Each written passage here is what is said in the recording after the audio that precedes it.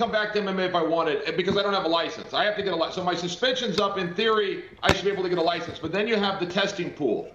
And it's a matter of, am I even eligible for that? And I jumped into the pool, which is a 4-month process.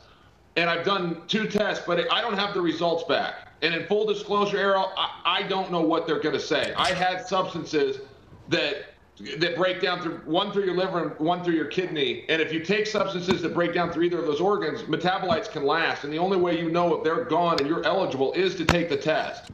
So I took the test, but I don't have the results back. And I can tell you straight up, I do not sleep that easy at night. Now, I only have to pass one. If I can pass the first one, all the rest will be fine. But I have to know that it's out. That's the spot I'm in. I believe I'm done with MMA.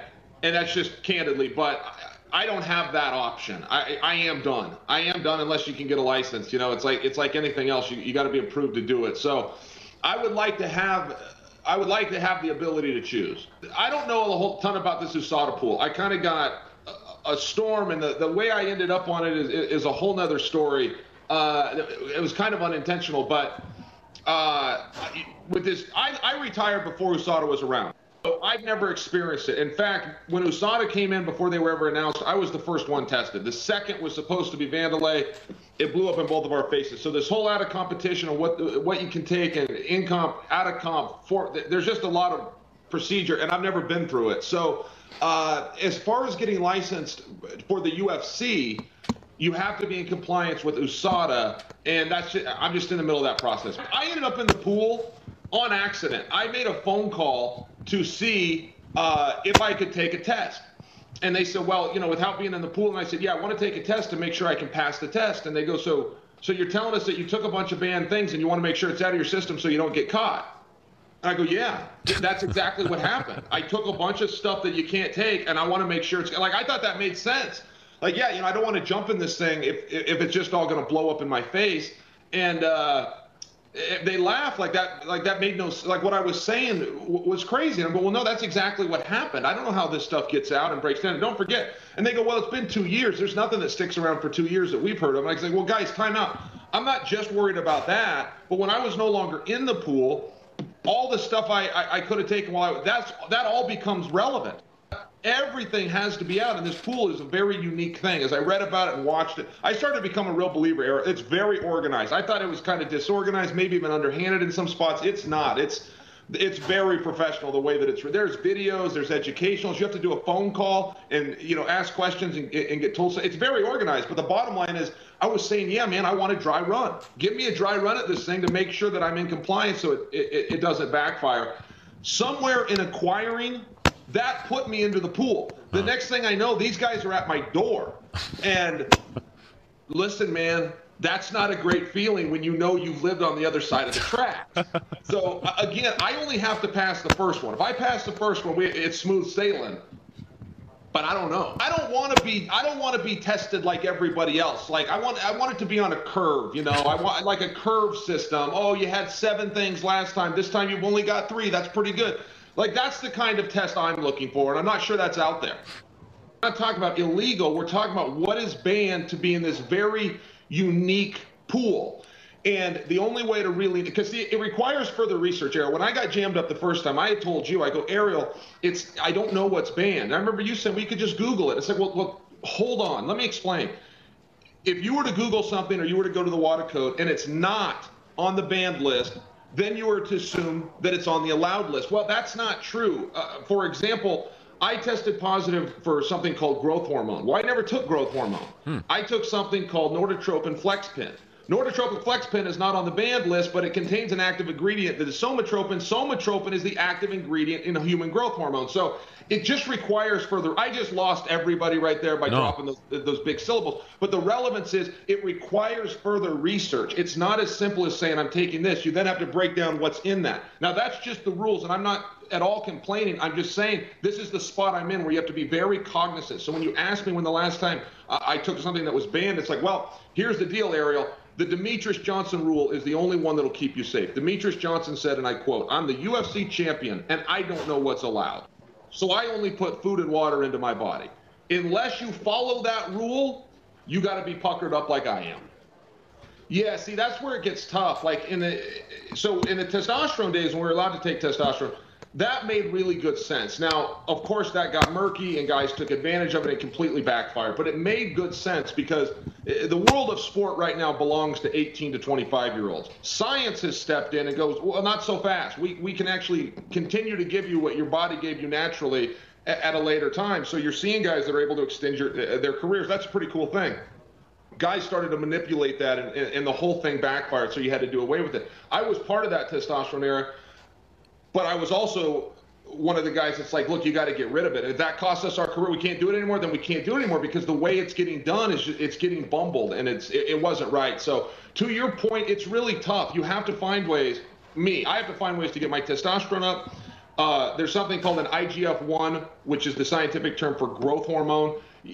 Those levels I believe in, and I think that you need to find a way to get them up, but you have to do it within the rules. And there's also a misconception, Errol, that performance enhancers are illegal. That isn't true. There's a whole bunch of performance enhancers that you can take, but again, you got to make sure they're on the approved list. I didn't even go as far as to say it was a mistake. Look, it was a premeditated decision done by a consenting adult. I just got jammed up. And people ask me all the time, why did you take it? It's like, why did I take it? Because I didn't think I would get caught. What do you mean, why would I take it? What are you, stupid?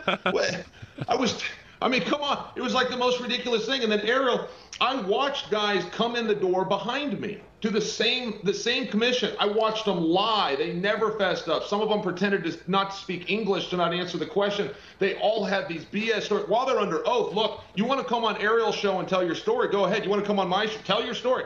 You go get sworn in, the gig is up. That's where you say what really happened. Yeah. You walk out of that room, you go back to telling your story.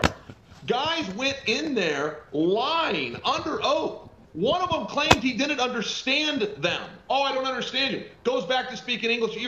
This is ridiculous. Those guys all slid. Those guys are fighting. They were suspended after I was. They've already been in the octagon a couple times. I'm not faulting them. More power to them, but it is sometimes I do get confused and go, wait a minute, if you do everything right, you come in, listen, here's what happened, you got me, and you're going to sit twice as long as a guy that comes in with steroids. I never had steroids. The headlines, I was never even accused of steroids.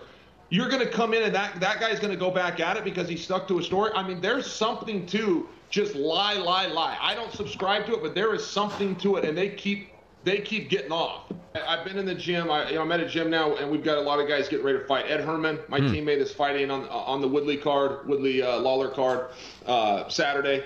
I've got a new teammate, Ronnie Marks. You'll remember Ronnie fought Aaron Simpson, Yoel Romero. He just signed with World Series of Fighting. He moved out here from Brazil. So I've got these great guys that I need to do my part and be a good teammate. We've got another guy, Jason Novelli. He just signed with the UFC. Ryan Walker's getting very close.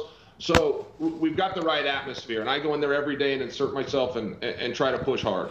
I have to pass this first test, quite frankly. It's still out there. I got to pass it. If I pass that, I'll pass all of them, but I have to know that everything's out. Boom, step 1 down. So, step 2, get in shape, get ready to go. I'm there. I'm in shape. I'm ready to go. Step 3, be the baddest dude in the world. Come on, Ariel.